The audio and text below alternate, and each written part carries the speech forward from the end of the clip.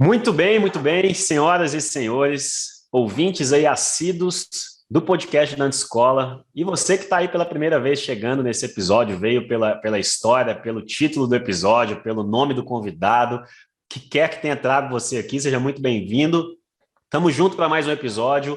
Hoje vai ser animal, estamos trazendo um convidado, cara, super experiente, cara vivido, experimentado, sabe aquele quilometragem alta, que já fez muita coisa, rodou pra caramba. Tem cabelo branco não, mas tem história para contar. Vocês vão conhecer o cara. E eu tô aqui com meu sócio, que vai apresentar o nosso convidado daqui a pouco. Tô aqui com o Thiago Guedes, vai conduzir esse bate-papo comigo. Fala aí, Thiagão, dá um oi pra galera, tamo E aí, junto. galera, como vocês sabem, todos os podcasts que eu participo são os melhores. E esse tá tão especial que eu até trouxe uma coquinha aqui, porque o bagulho tá tenso hoje. O bicho vai Resta pegar. saber se tem coca, se é coca que tá aí dentro mesmo, ou se Cara, tá tô, pura, tô né? sem beber há 45 dias, né? Foco Porque, pro ó, casamento. hoje é Mas, sexta-feira, já passou de meio-dia, é impressionante ver o Thiago abrindo uma coca. até eu me impressiono Geralmente, com isso. geralmente seria alguma coisa mais alcoólica. Mas, cara, hoje a gente está aqui com o Diego Simon, cara, empreendedor, advisor de startups. Ele é especialista em marketing e vendas. Acabou, né? Fundou recentemente sua última empresa, o B2B Master. Já fez o X de grandes startups como Viva Real, Viva Decora. Então, qualquer empresa que tem Viva no nome é dele, tá? Ele já vendeu, ele que criou, ele que fundou. Então, assim, é um cara que tem muita experiência, já, né, um empreendedor de longa data, zero palco, né? 100% focado no negócio. Cara, muito de bastidor e agradecer muito pela presença e por disponibilizar o tempo aí para ajudar a nossa galera aqui. Muito obrigado, Thiago. Obrigado, Jonathan. É um prazer aí falar com o pessoal, tá aqui sendo convidado pela Anti-Escola. Espero poder compartilhar aí com vocês um pouquinho da minha história, né? Não parece, mas eu estou bem rodado, então já peguei muita estrada de terra, como a gente fala em Minas, mas eu venho aí empreendendo e algo que eu procuro fazer é sempre trazer os meus aprendizados, tudo que deu certo e tudo que não deu certo também. Eu acho que é uma forma aí de colaborar com o desenvolvimento de outros empreendedores, de mais empresas, porque eu acredito muito no empreendedorismo como catalisador de crescimento, de desenvolvimento do próprio país, né? Então, o que eu puder colaborar vai ser um grande prazer compartilhar com vocês. Cara, um assunto que eu acho que está na cabeça de todos os empreendedores que estão ouvindo aqui é o famoso exit, né? Ou a venda da sua participação, a venda da sua empresa. Então, cara, eu queria que você desse uma historinha rápida de como é que você criou as empresas, como é que foi essa saída, né? É glamourosa como o empreendedor acha, não é tão assim, é aquele negócio de filme. Conta um pouquinho pra gente essa história. Legal, foram duas histórias que seguiram de forma, quando a gente fala, né, duas empresas que foram fundadas e terminaram em exit. Parece que as histórias são parecidas, mas foram bem diferentes. No caso do Viva Real, a empresa foi fundada no Brasil em 2009, então já há 13 anos, estamos em 2022 já. Nesse período, as datas vão ficando mais confusas, mas então, em 13 anos de história, o Viva Real começou no meu home office em São Paulo. Enquanto isso, eu tinha dois cofundadores, o Brian e o Thomas. O Brian como CEO, principalmente orientado à captação de investimentos, né? Primeiro rodadas de investidores anjo, depois os VCs entraram e nós fomos desenvolvendo, e o Thomas responsável por produto e tecnologia do Viva Real. Enquanto isso, eu fiquei responsável pelo desenvolvimento de negócios, pela área comercial, pelo marketing B2B. O meu papel ali no Viva Real, né, um portal de imóveis, era trazer os imóveis para o portal, né, então trazer a oferta para dentro ali do nosso marketplace.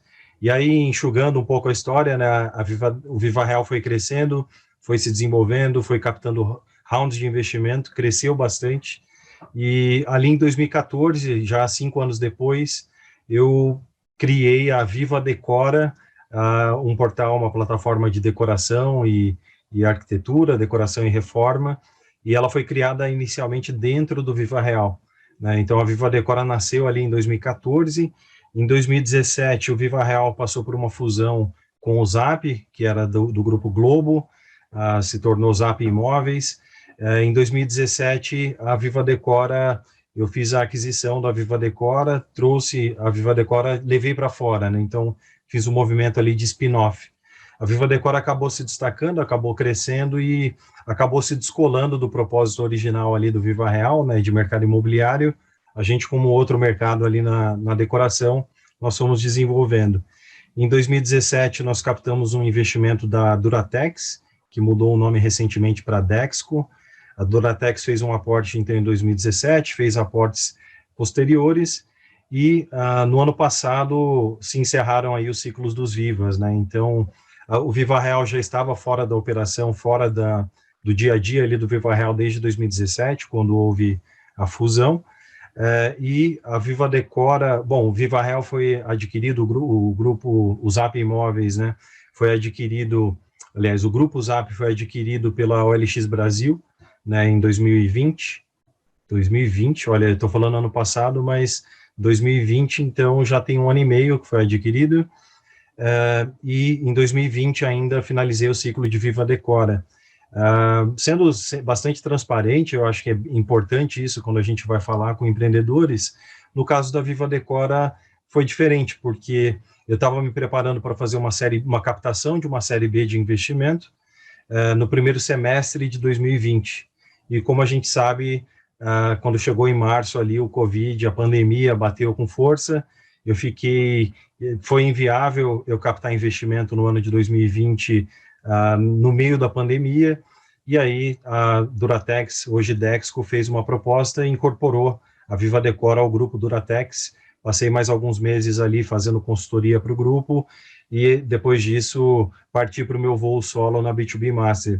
Então eu tive o caso do Viva Real case, né, de Viva Real que cresceu, se tornou uma empresa que passou seus 600 funcionários na época da fusão com o Zap, e para a Viva Decora, que com uma equipe de 30 pessoas ali, né, em 2020, foi adquirida também no meio de uma jornada que eu imaginava que seria mais longa, mas de qualquer forma foi um fim bastante benéfico para todos envolvidos.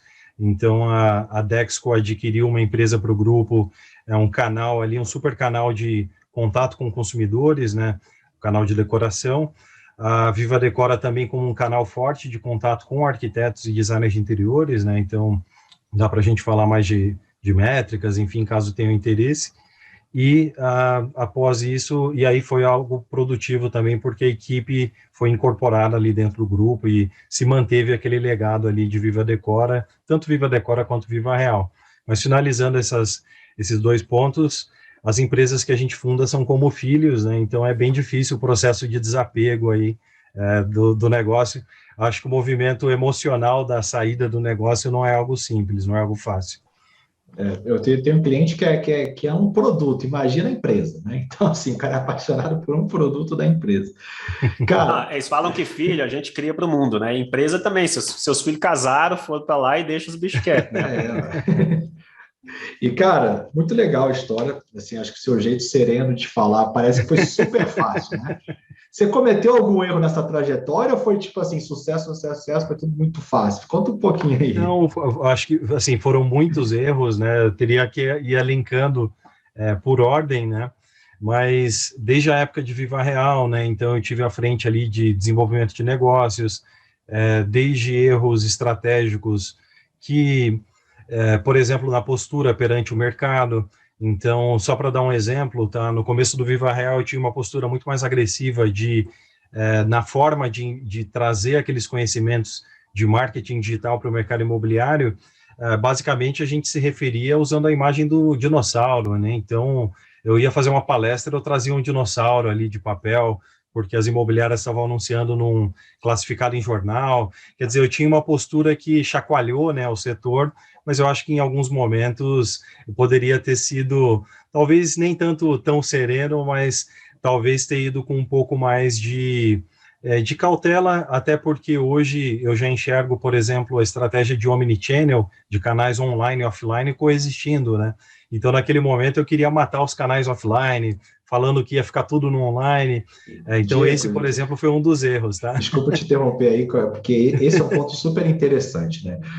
Hoje, né, a maior parte dos nossos anti-alunos tem a veia digital, vem do digital, e tem esse preconceito com o físico. Sim. Porém, a gente vê que a escala, né, a escala de verdade, a escala do bilhão, depende do mundo físico, né? A distribuição sem o mundo físico não existe.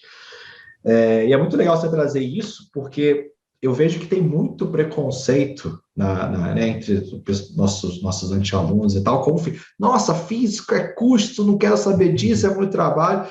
Então, como é que você vê? Aí, né, a gente tem um negócio que a gente começa, mas quando ele começa a ficar maduro, quando ele começa a crescer, qual que é a importância do mundo físico para um negócio? E você vem de uma startup, né? Que, enfim, totalmente digital. Não, é interessante porque eu faria até uma separação aí entre marketing B2B, né, entre empresas, e marketing B2C para o consumidor final. No caso de uma startup que é B2C, que está atuando com o consumidor final, de fato, usar a mídia offline é algo caro, né? Então, para uma startup anunciar na televisão, anunciar na rádio, quer dizer, fazer eventos presenciais para o consumidor. Então, todos os canais físicos, eles são canais caros, né, para o negócio, são mais caros que os canais digitais. Mas, de qualquer forma, quando a gente fala de uma empresa B2C, essa empresa, para ganhar escala e se tornar líder de mercado, fatalmente vai ter que investir nos canais offline para que se torne top of mind, para que as pessoas lembrem quem é a marca, quem é essa empresa. Então, no processo de consolidação de liderança de um canal B2C, fatalmente vai passar pelos canais offline e vai precisar disso. E falando dos canais das empresas B2B, eu diria que desde o primeiro dia os canais offline já são importantes. E os canais offline no B2B, eu me especializei em fazer sem dinheiros, com pouco recurso, como expandir, né, um negócio B2B com pouco dinheiro. E aí eu já adianto, né, eu estou sempre falando de alguns pilares do marketing B2B, de 6 pilares, para ser mais exato, e dos 6 pilares, 1 é o digital e 5 são offline. Então, desses canais offline que a gente explora, basicamente, grande parte do marketing B2B a gente acaba fazendo no offline. Por exemplo, via parcerias, né? Então, via eventos presenciais, via presença no ponto físico, né? No varejo, presença no ponto de venda. Então, no caso do B2B, a gente tem aí uma importância grande dos canais offline, e eu não desprezaria esses canais offline de forma alguma, como eu fiz no passado, né? Muito legal, cara. Massa. Agora, cara, você falou de um negócio aí que me chamou a atenção na sua história do Viva Real, que você fundou o negócio em 2009, as datas, se houver confusão aqui, você me corrige, mas você disse que chegou no ápice aí do negócio, quando houve a fusão, a um negócio de 600 colaboradores, né? Você levou a equipe a 600 colaboradores.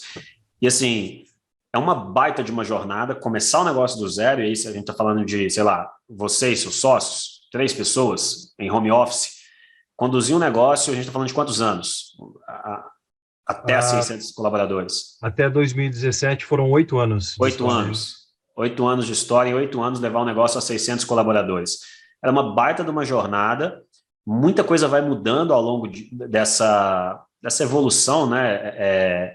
São ciclos ali de crescimento, tem talvez grandes picos de crescimento seguidos por lateralizações, depois novos picos de crescimento, enfim, tem os seus ciclos aí, a forma como vocês cresceram no negócio, mas você e os seus sócios, na posição ali de fundadores, donos do negócio, como que vocês veem as mudanças do negócio e as mudanças de papel, as mudanças de responsabilidade, ou o papel que vocês foram assumindo e se transformando ao longo dessa evolução? Porque o negócio não muda sozinho, o negócio não sai de 0 a 600 colaboradores e vocês continuaram sendo aqueles mesmos caras, os mesmos líderes, com as mesmas atribuições. Como que foi isso? Assim, a empresa vai puxando vocês para mudar, ou vocês foram puxando a empresa para mudar? Essa relação de evolução do negócio e evolução de vocês como empreendedores, talvez até a sua própria evolução como empreendedor. Você vê essa relação? Como que foi isso aí? Olha, o processo de crescimento explosivo, né? Quando uma startup encontra aquele fit com o mercado e entra na fase de escala mesmo, de crescer o negócio, o volume de contratações explodiu, né? Então, a gente foi de uma pessoa no Brasil, no caso eu, que estava em home office 1 ano e meio, dali no ano seguinte eu estava com 5 pessoas, depois 25, depois 125, depois 250, e aos poucos a empresa crescendo, né, com grande velocidade, esse crescimento acelerado puxa os empreendedores e a gente não tem outra opção, a gente tem que se adequar. E aí alguns desafios que eu acredito que, inclusive, na minoria das startups, os empreendedores fundadores vão ser os empreendedores que vão tocar o negócio depois que ele já estiver consolidado, depois que ele já atingiu o seu ápice de crescimento e consolidou uma liderança de mercado, por exemplo. Existem esses empreendedores que começam do zero, do nada, e depois vão liderar a empresa com, muitas vezes, milhares de pessoas, porém, os skills, as habilidades são completamente diferentes, né? Você, quando vai empreender, você precisa ter um apetite para risco, você precisa se movimentar num negócio que está mudando o tempo inteiro, você está lidando com incerteza todo dia, está testando, está errando o tempo inteiro, e quando você está numa empresa já com centenas de pessoas, você não pode mais ter essa postura de assumir tanto risco, né, essa postura de lidar com o erro. Eu acho que é muito importante a maneira de lidar com o erro, né, dentro das empresas, mas você também não pode se dar o luxo de cometer grandes erros que vão, né, colocar aquele negócio em risco. E então, eu diria que essa transição do empreendedor para executivo é uma transição dolorosa, dolorida, não é um processo simples, e muitas vezes, que foi o que aconteceu comigo também, né, durante esse processo, eu vi que, a partir de um certo tamanho de empresa, já não era tão atrativo para mim, não era tão prazeroso para mim estar num contexto de muito mais regras, né? A gente tem, e aí a Antiscola é um bom exemplo disso, o empreendedor que gosta de quebrar as regras, gosta de burlar os procedimentos, e de repente eu estava num contexto em que eu estava muito mais engessado, de certa forma, né? Outro processo que também não é fácil é que o empreendedor costuma ser mais generalista a princípio, e com o passar do tempo ele precisa ir se especializando mais e dando espaço para especialistas. Então esse processo não é um processo, uma transição simples, mas ela é uma transição possível, sim, mas aí eu acho que vai um processo de avaliar a própria consciência e falar, é isso que eu quero, né? Eu gosto desse processo, assim como um grande executivo, por exemplo, pode não se dar bem empreendendo, ou pode ser que sim, mas ele está acostumado com uma estrutura que não existe na startup, né? Então, esse processo de circular os dois mundos não é simples. Você falou um ponto interessante, cara, que eu também vejo muitos empreendedores falando, eu quero investidor. Você não sabe o que você está falando, filho. Você vai ter um maluco no teu cangote te cobrando. Mas eu quero, porque eu vou ter valuation, eu vou marcar minha empresa mercado, tal. Eu sinto, principalmente nas startups, mas até nos negócios mais tradicionais, mesmo sendo digitais, eu sinto que existe uma glamourização de ter um investidor. Parece que, falar na rodinha, eu tenho um investidor. Cara, eu sei que, claro, o dinheiro é importante, o aporte de conhecimento é importante, mas como é que é ter um fundo aí no seu cangote cobrando resultado? Não é nada simples, e aí é interessante a gente ver que tem diversos tipos de investidor, né? Então, de forma mais marcada, você tem os investidores anjo, né? Então, os investidores anjo, que são investidores que estão colocando do seu próprio recurso financeiro na pessoa física, estão aportando muitas vezes o seu conhecimento como advisors, como conselheiros, e estão aportando recursos ali. Então, esse investidor, né, o anjo, ele é um investidor que pode agregar bastante no negócio em termos de trazer conhecimento, networking, trazer know-how. Porém, se esse investidor também não for um investidor que tem um perfil alinhado com o do empreendedor, ele pode também causar problemas, né? Então, ele querer dar ordens, querer, de alguma forma, direcionar o negócio por cima daquilo que o empreendedor está definindo. Você tem as próprias aceleradoras colocando investimentos. Então, a aceleradora é um outro tipo de investimento que você tem no negócio, mas que também vem com as suas amarras, vem com suas obrigações, com as suas responsabilidades. A aceleradora, por outro lado, agrega valor também ao negócio por meio de aconselhamento, por meio de networking, de outras formas, mas você tem que fazer concessões também no seu negócio a partir do momento que você tem essa aceleradora. E aí você tem mais dois tipos, o fundo de investimentos, o VC, né? Então esse talvez seria o mais glamouroso de todos, né? O que todo mundo pensa, atrair um investidor financeiro, capital de risco, colocou no meu negócio, e você tem um investidor estratégico, né? Aquela empresa que é do mesmo mercado e que ela aporta recursos por ter um interesse estratégico para aquele grupo empresarial. E é interessante porque no caso do VC e no caso do estratégico, os prós e contras eles são diferentes, né? Então o VC ele costuma colocar uma grande pressão por crescimento, porque o interesse do VC é que o negócio exploda de crescimento e que a partir do momento em que ele cresceu muito, ele seja vendido e aquilo seja realizado, aquele investimento seja realizado com um múltiplo expressivo. E esse VC ele vai colocar, sim, uma pressão muito grande, talvez ele não acompanhe muito no dia a dia, mas ele vai colocar uma pressão muito grande para o crescimento acelerado. E existe um risco aí do crescimento a qualquer custo, né? O crescimento, de certa forma, que não seja sustentável a longo prazo, um crescimento que cause dores internas com os clientes, com os colaboradores, com os sócios. Então, é um processo que, de fato, traz os seus prós, ao mesmo tempo, então, traz a injeção de capital para esse crescimento, mas traz a contrapartida, que é uma grande pressão por crescer. E no caso do investidor estratégico, ele tem prós e contras diferentes. O estratégico geralmente também traz uma rede de contatos de relacionamentos muito boa, ele traz know-how do setor, ele afiança aquele negócio no qual ele está investindo. Ao mesmo tempo, é um investidor que tem um interesse potencial futuro de adquirir aquele negócio. Então, é um investidor que ele vai, de certa forma, não vai colocar metas de crescimento tão agressivas quanto um VC, mas ao mesmo tempo, por ter um interesse em adquirir a empresa, isso pode em alguns momentos também jogar contra, né? É um investidor que vai eventualmente querer evitar que essa empresa vá a mercado, vai querer evitar que essa empresa... Então, de certa forma, cada um vai direcionar para caminhos diferentes, mas o fato é, qualquer investimento vai vir acompanhado de contrapartidas e o empreendedor tem que pensar nesse outro lado, né? Show, cara. Agora, deixa eu te... Assim, eu tô curioso para extrair o máximo da sua experiência nessa jornada toda, né? Porque, assim, eu sei o quanto levar porrada deixa a gente casca grossa, né? E eu imagino a quantidade de porrada que você levou.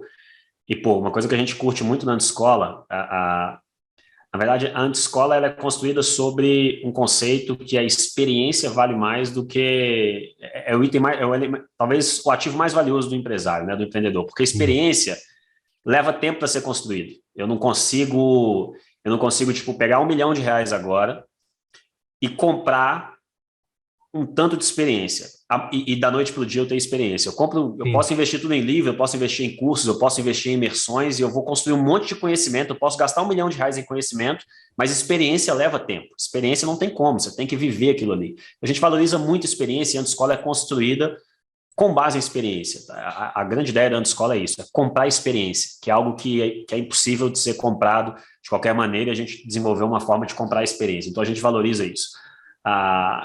E aproveitar a sua experiência aqui dentro dessa jornada de transformação que a gente foi falando, dessa mudança que a empresa tem, dessa mudança que você tem e tal, dentro da sua visão como empreendedor, de tudo que você viveu do zero a construir e escalar um negócio, depois, enfim, começar 3 negócios diferentes e estar num processo aí de escala do terceiro negócio, esse amadurecimento, você falou de algumas mudanças que o empresário tem que ter, você falou de algumas mudanças que esse cara, na verdade, é um empreendedor para executivo, ou empreendedor para empresário, né? Usando esse jogo de palavras dessa evolução desse cara. Sabendo que ele precisa evoluir, a empresa puxa ele, né? Porque senão ele vai ser o teto, né, de crescimento da empresa, enfim, se esse cara não sobe, a empresa não vai também, ele precisa evoluir para que a empresa tenha espaço também para crescer. Como que esse cara busca essa evolução? Como que ele cresce?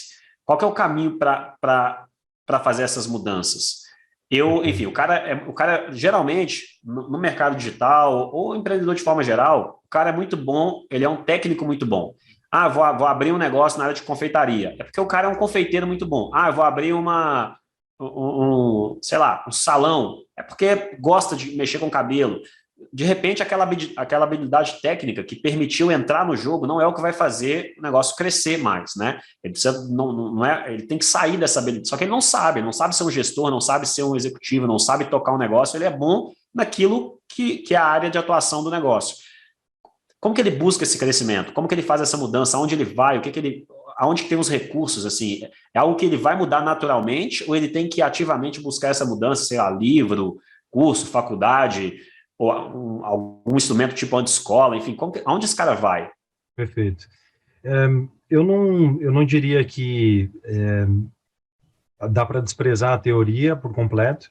Eu acho que, principalmente a leitura de livros, ela pode trazer alguns subsídios, algumas ideias, porém a leitura do livro traz só a teoria, não traz a prática, né? Você traz o livro, ele te traz insights, te traz ideias. Eu acho que realização de cursos, de formações, pode ser interessante, porém, numa velocidade de crescimento dentro do negócio, muitas vezes não dá tempo, né, de haver essa formação, de se buscar um curso, e o problema do curso é que ele não vai trazer novamente a experiência, não vai trazer esse lado prático da coisa. Eu vou ter acesso também a muitos insights, a muitas ideias, mas eu não vou saber exatamente por onde começar, onde focar, o que priorizar. E aí eu diria que o conselho, né, a mentoria, o papel de você poder se cercar de conselheiros, de advisors, formais, informais, pessoas que sejam especialistas no seu mercado de atuação, sejam especialistas, por exemplo, no caso de uma startup, você ter sempre o know-how de tecnologia, o know-how de desenvolvimento de produto, o know-how de marketing, de vendas, de estruturação da estratégia, do negócio. Então, tudo aquilo que falta, o ideal é que o empreendedor ele crie essa rede de pessoas que podem ajudá-lo, crie essa forma de convidar advisors para o negócio, trazer sócios que tenham know-how, trazer pessoas, contratar executivos, pessoas que vão agregar para o negócio.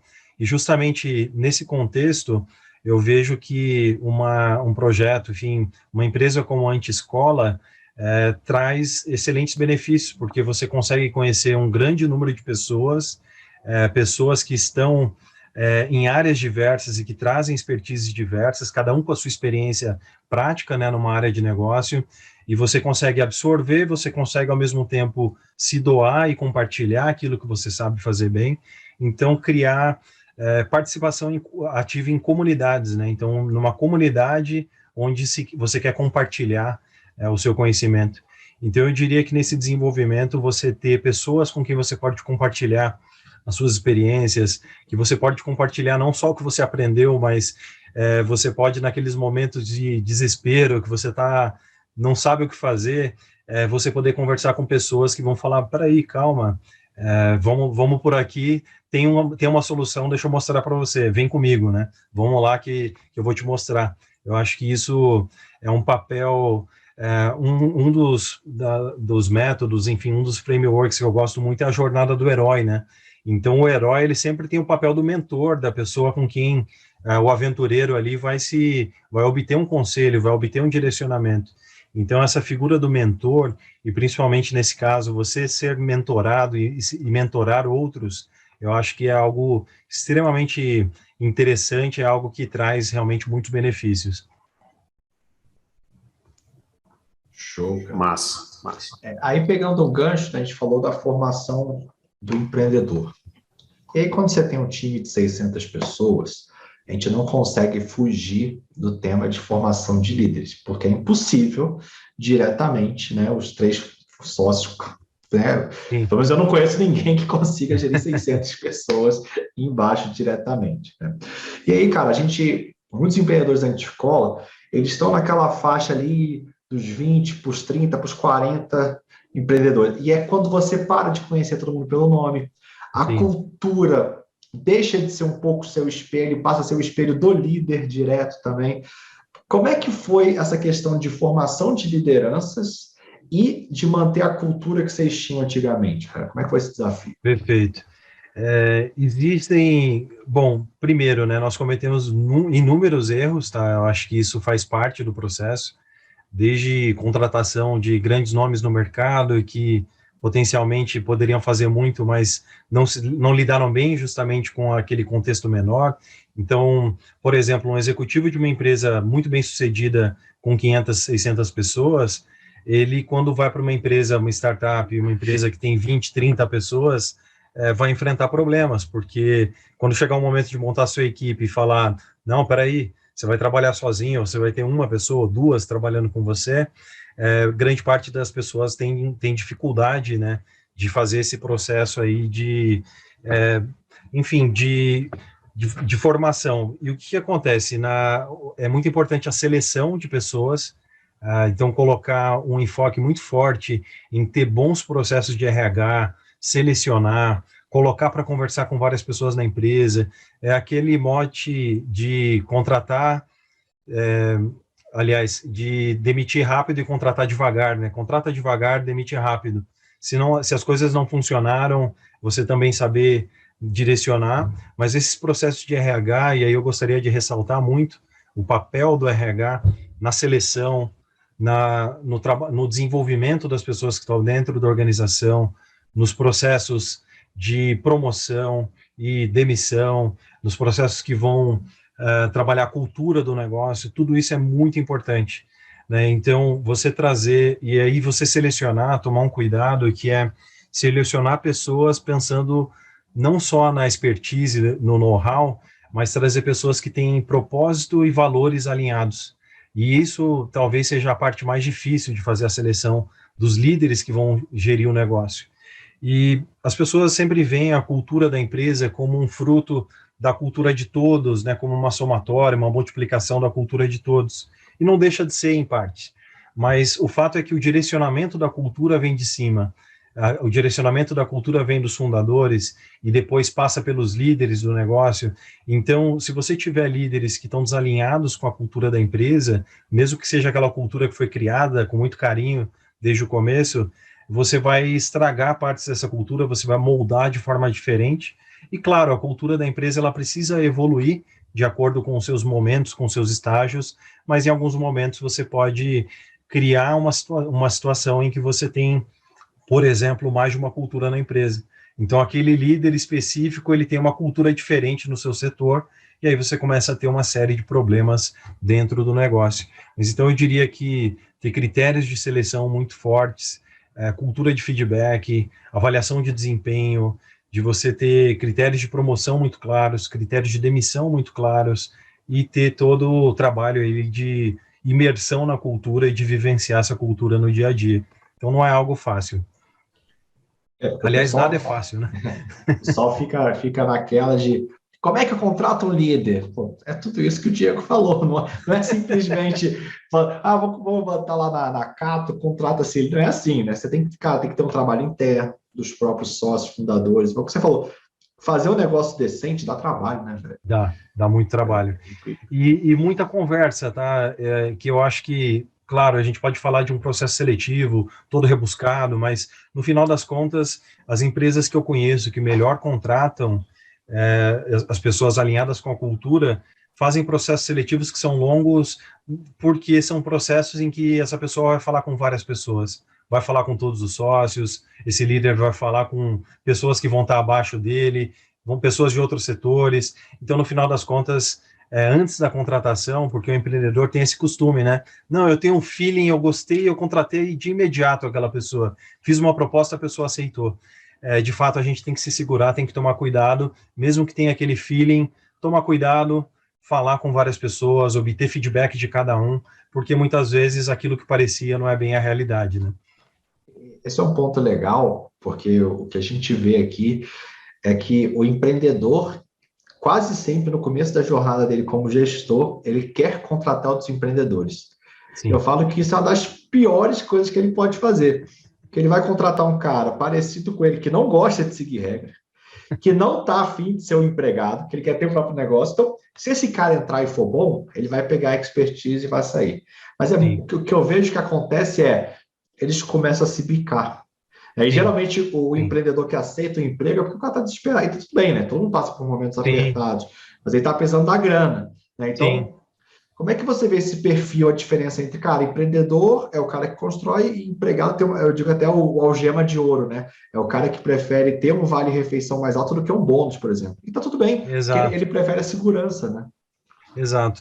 Mas o que que acontece, né? Se todo mundo for empreendedor, não vai ter funcionário, não vai ter colaborador, né? Quem que vai trabalhar nos empreendimentos?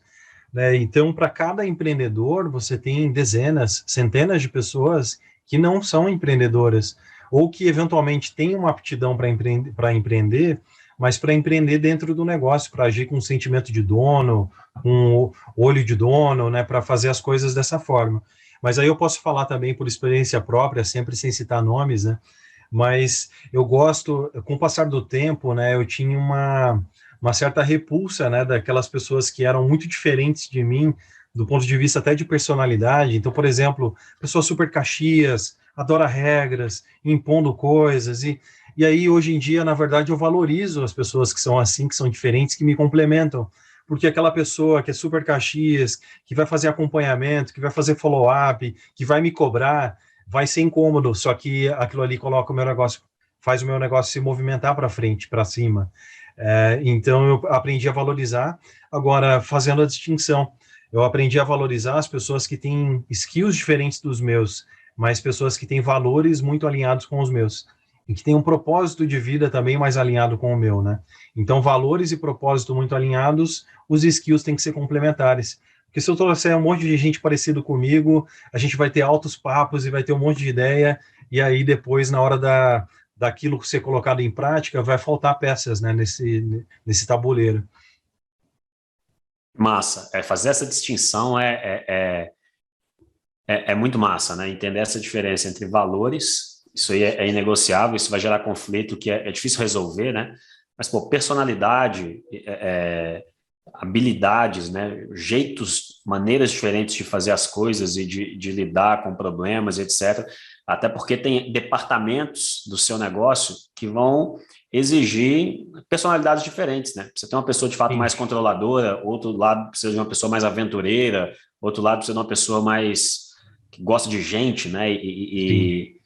Enfim, e não dá para querer que todo mundo seja igual. Sua empresa precisa de pessoas de fato diferentes que vão atuar. É um corpo humano, né? Não dá para o pé querer ser mão e a mão querer ser pé. Tem que ter espaço para o pé, tem que ter espaço para a mão, tem que ter espaço para todo mundo, para que o corpo funcione, né? Não dá para o corpo inteiro ser mão, né? Exato. Tem que ter coisa diferente no corpo. Tem uma coisa que não é unanimidade, muita gente discorda de mim, mas é um critério que eu desenvolvi ao longo dos anos.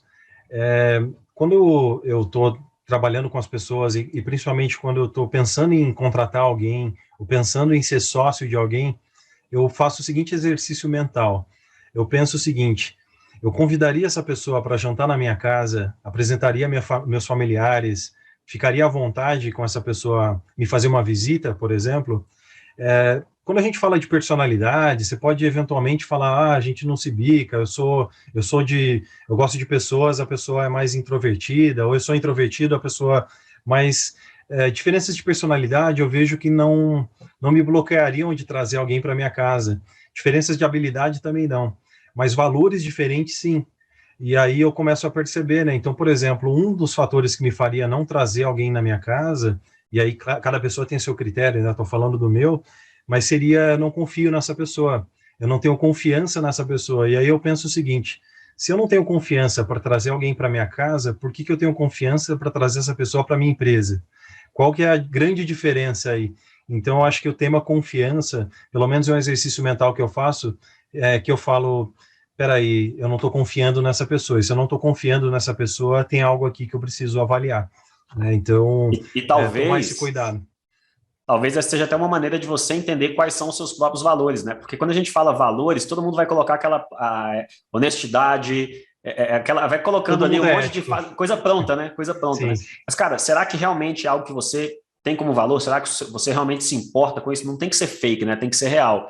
E talvez esse exercício seu é um exercício para encontrar seus próprios valores. Tipo, cara, das pessoas que eu conheço, quem eu não convidaria para jantar na minha casa e por que eu não convidaria essa pessoa? E você começa a listar coisas que você não combina, né? E aí você começa a definir isso pode ser uma forma de conhecer, né? De achar resposta para isso. Então tem que terminar a sociedade aqui. Nem o Taioba, nem o Nilson, nem o Richard tá aí na minha casa, não. Então, tá tudo errado aqui. Claramente ao vivo, velho. O cara me chama para almoçar lá 3 vezes por semana. É que o Taioba paga em dia, né? Aqui é tipo rodízio. Tá explicado. Não, mas é um exercício que eu gosto de fazer e geralmente a resposta do meu incômodo tem a ver com valores. Então eu vou dar um exemplo, tá? O que me afugentaria de fazer um churrasco e chamar uma pessoa para o meu churrasco? Que é um exercício que acontece, né? Putz, esse cara eu não quero chamar, né? Mas, por exemplo, uma pessoa que faça comentários preconceituosos e tenha grandes preconceitos e esteja o tempo inteiro falando coisas desagradáveis, pessoa muito agressiva, ou uma pessoa extremamente arrogante, por exemplo, vão bater em valores meus que eu vou falar, peraí, eu não quero ofender as pessoas que estão na minha casa, eu não quero provocar um desagrado. Então, no final das contas, temas que são importantes para mim vão aparecer ali. Então, por exemplo, um dos valores que eu procuro, que eu acho importante, é buscar excelência, mas procurar ter os pés no chão, buscar excelência, mas buscar ter humildade nessa excelência. Então, uma pessoa extremamente arrogante não vai ser uma boa dentro da minha casa e nem na minha empresa. Então, acho que cada pessoa pode fazer esse exercício, mas se eu fosse fazer um churrasco, né, e aí tudo bem, tem os vegetarianos, os veganos, mas se você fosse fazer um jantar, quem que você não convidaria para esse jantar e por quê? Eu acho que é legal fazer essa pergunta. Massa. Agora, cara, deixa eu mudar um pouquinho de assunto e te fazer uma pergunta que eu não sei se vai... Enfim, vamos ver como é que você responde isso aí, mas você está no seu terceiro negócio, seu terceiro empreendimento aí. Não sei se você consegue elencar ou pensar coisas que conscientemente, ou talvez nem tão conscientemente assim, mas no seu terceiro negócio agora, você está numa fase, recentemente afundou o negócio, então você está nos estágios ali de construção, validação e etc. Até onde você caminhou com esse negócio hoje? O que você conscientemente fez diferente do que você fez nos outros negócios? Do tipo, cara, lá eu fiz desse jeito, aqui eu vou fazer diferente porque não gostei, assim. O que você está fazendo diferente dos outros 2 negócios que você tentou mudar, que você viu que não funcionou bem, que você está seguindo outro caminho hoje? Tá, uma das coisas que eu estou procurando lidar é com a afobação. O empreendedor, ele é uma pessoa afobada, ele quer fazer as coisas acontecer para ontem, ele quer fazer... eu tive um mentor chamado Simon Baker no Viva Real, e ele falava que empreendedor é igual caçador de vagalumes. Ele vê um piscando aqui, ele corre, ele vê outro, ele corre. Então, assim, o empreendedor procurar focar naquela oportunidade e seguir rumo àquilo, é um processo que é preciso ter um certo cuidado na hora de selecionar que oportunidade ele vai fazer. Porque senão você tenta fazer um pouco de tudo e acaba não conseguindo fazer as coisas acontecerem. Mas então eu diria que lidar com a afobação é algo que eu estou fazendo ativamente e estou tomando o meu tempo para fazer o negócio se desenvolver a cada etapa. Uma outra coisa que eu fiz, né, os negócios que eu criei, eles tinham um grau de risco elevado, né, eu criei 2 marketplaces, né, com os meus sócios, 2 marketplaces que demoram muitos anos para amadurecer, são arriscados, tem grande risco de dar errado, requerem grande nível de investimento. E aí no meu terceiro negócio, eu criei um negócio que eu estou fazendo algo nada escalável a princípio.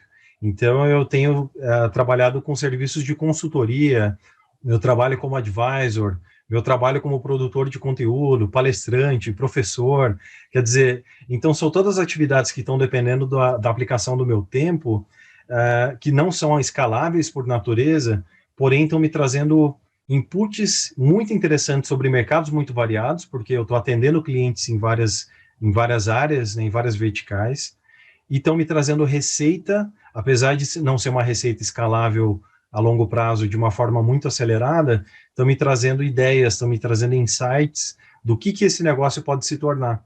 Então, eu estou tomando o meu tempo, estou respirando fundo para poder dizer é por aqui que eu vou crescer, é por aqui que eu vou desenvolver. Só que no lugar de estar trabalhando com o dinheiro do investidor, eu estou trabalhando com o dinheiro dos meus clientes. Meu cliente está me pagando, eu estou utilizando isso para crescer o negócio, para desenvolver e para validar ideias, né?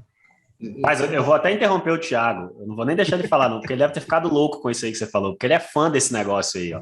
Tudo que você falou aí de não escalável, de tá próximo, atender vários clientes, entender o negócio. Cara, isso aí é discurso do Thiago. Parece que vocês combinaram, ele vai te aplaudir agora, pode esperar aí. Não, o que eu quero falar, cara, o mais legal disso é que, né, eu e Taioba, nos últimos anos, tínhamos uma empresa de serviços que a gente fez, e a gente passou um ano tentando falar como que eu escalo essa bodega. Então, a gente demorou um ano para chegar na formação inicial da antescola, e durante esse um ano de antescola, ela mudou completamente o modelo de negócio, né? Assim, a gente está percebendo que a gente estava criando um bicho que, na verdade, é outro bicho. E isso é muito legal. E eu sou um cara fã do bootstrapping, né? Que é realmente você ser financiado com dinheiro. Isso é uma coisa minha. Não é certo nem errado. Eu vejo que tem vários tipos de fazer negócio. O bootstrapping, para mim, é o negócio mais lógico, porque ele é validação na veia, né? O que é validação? Alguém te pagar e, de preferência, alguém te pagar de novo. Só para botar um número aqui, a gente teve 90% de renovação na primeira turma da escola. Então, a gente sempre focou nessa métrica, né? E aí, cara, vem um outro ponto super interessante, é que eu jamais abri o marketplace. O marketplace, eu chamo de buraco negro de dinheiro, velho. É coisa de maluco. Por que, né, que eu vejo isso? O famoso dilema do ovo e da galinha. Você traz o comprador, traz o vendedor. Tem uma máxima que diz, né? Bring the sellers and bring the buyers and the sellers will come, né?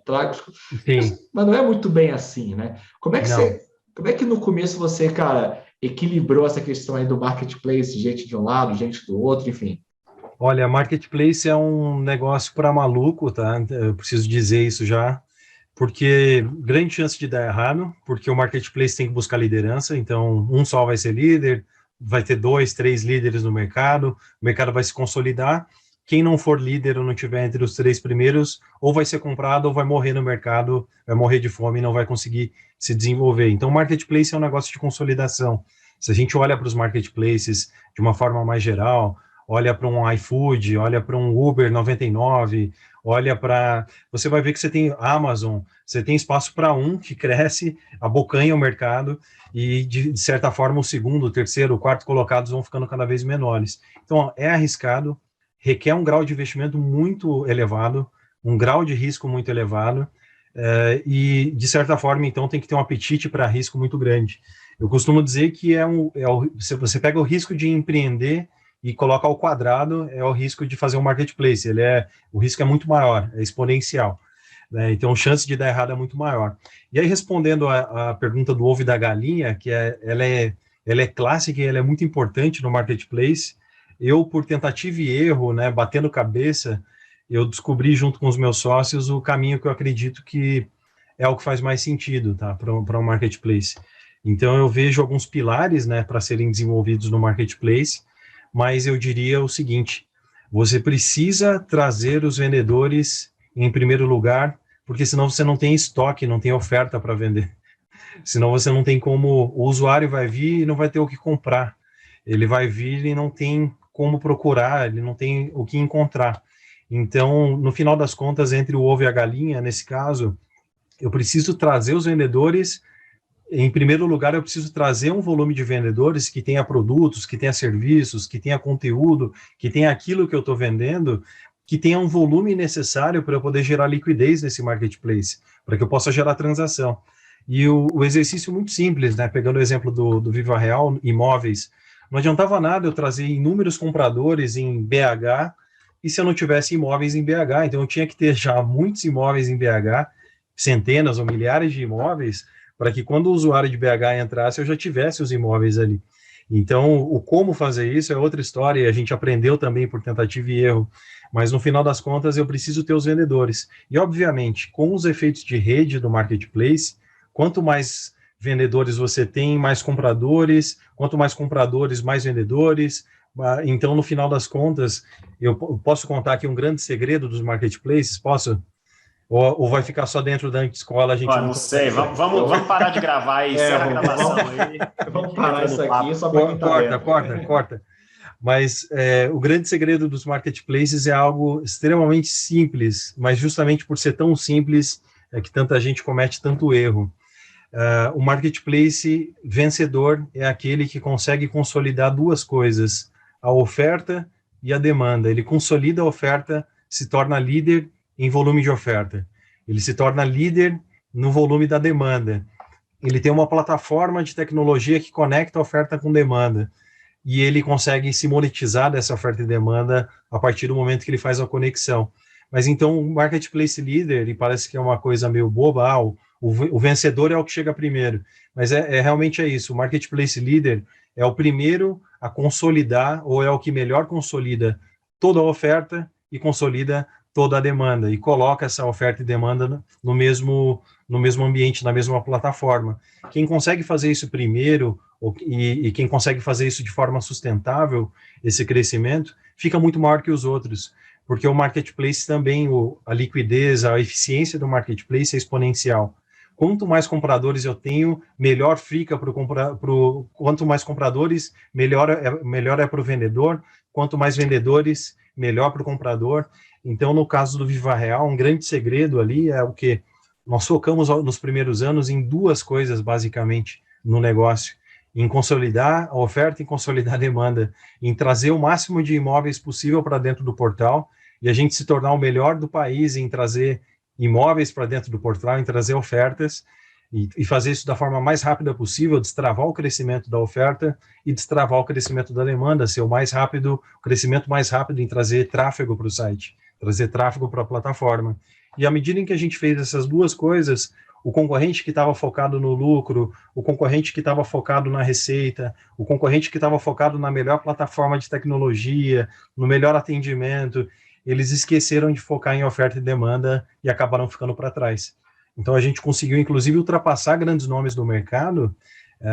Na época ali, os maiores portais eram o Imóvel Web e o Zap, né? Então, o Viva Real conseguiu ultrapassar a Imóvel Web, conseguiu ultrapassar a Zap, conseguiu ultrapassar os players do mercado, o Mercado Livre, outros que estavam ali no mercado de imóveis, mas porque a gente estava focado em fazer essas duas coisas. E todo mundo achando, esses meninos aí são meio doidos. Por que eles estão focando em trazer tanto imóvel? Para que tudo isso? Para que ficar focando tanto nisso? Mas, enfim, espero ter respondido aí um pouco do segredo da mágica de como fazer um marketplace líder de mercado. Eu continuo achando coisa de maluco. Você paga 2 CACs, um para o comprador, um para o vendedor, e fica com um percentual. Isso não faz o menor sentido. Mas, assim, tem maluco para tudo. Tem maluco para tudo. Mas, cara, é o famoso que o Thiago fala, fazer a coisa certa na hora errada, né?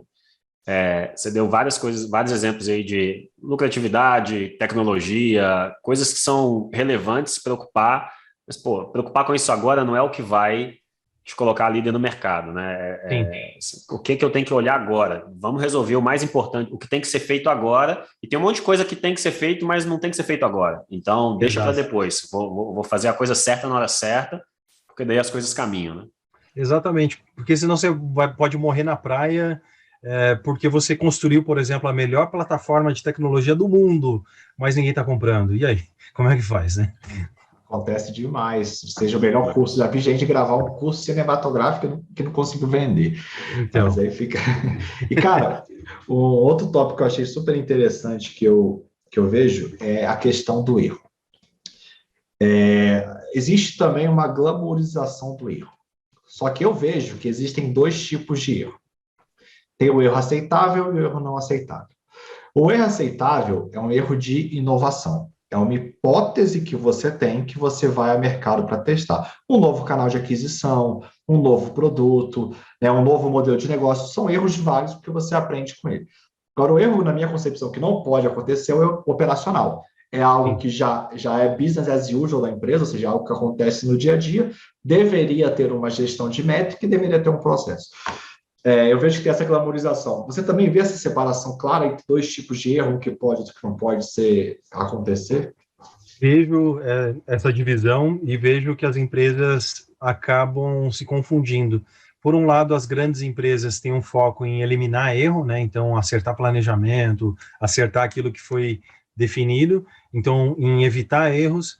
E as startups, as pequenas empresas, são empresas que muitas vezes estão lidando bem com o erro, só que na grande empresa, muitas vezes, ela está aceitando um erro, ela não está aceitando erros de inovação, e a startup está aceitando erros operacionais e defendendo aquilo. Só para vocês terem uma ideia, tá? Um dos primeiros valores do Viva Real era cometa erros e aprenda com eles.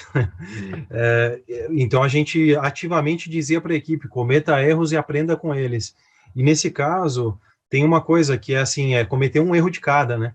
Eu cometi um erro, eu não vou cometer esse erro de novo, porque eu aprendi, eu vou tomar ações, eu vou evitar esses erros novamente, né? Então não é, putz, errei. E tem erros também que, por exemplo, erros relacionados a valores, erros relacionados a questões éticas, a questões legais, erros relacionados à forma de tratamento das pessoas, a você ser honesto com seus clientes, quer dizer, então tem que tomar muito cuidado, porque dentro de erro, muita coisa entra que não deveria, e ao mesmo tempo, a empresa que está tentando evitar erros, ela muitas vezes está barrando a inovação, porque ninguém quer errar ali dentro, porque quem erra é penalizado, né, é punido. Então, acho que talvez a gente precise inventar um nome diferente para esse erro, né? Esse erro aí da inovação tem que ter um nome diferente, né? Que eu vejo a Globo, errei aqui, perdi 15 milhões, tá ótimo. Aprendi, É né? importante errar, não é assim, né? Não é assim, não é assim. Cara, o papo tá muito bom. Acho que eu até abriria uma cerveja se eu estivesse bebendo, né? Como eu não tô. Seria excelente. Seria excelente. Sexta-feira aqui que a gente tá gravando. Cara, queria muito, muito, muito te agradecer pelo seu tempo. Eu que agradeço. Sei que você é um cara aí ocupado, cheio de coisa para fazer, vários vivas aí no bolso para lançar, né? Viva a consultoria, viva a vendas B2B, dá para fazer um monte de brincadeira aí. Dá. Mas, cara, obrigado, assim, acho que deu para dar um pouquinho, né, assim, menos de 1% aí do que você conhece, contribui.